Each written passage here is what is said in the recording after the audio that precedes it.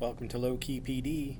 In this video, we're going to explore the accessibility features in Google Docs.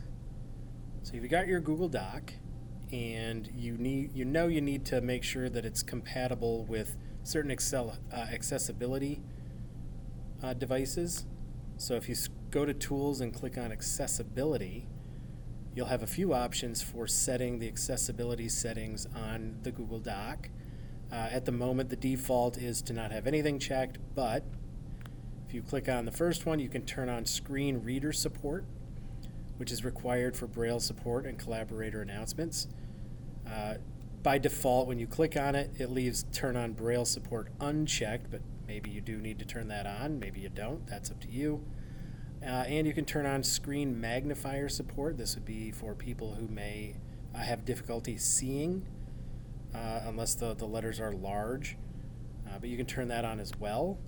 And when you have them set just the way you want, just click OK, and your accessibility settings should now be in effect.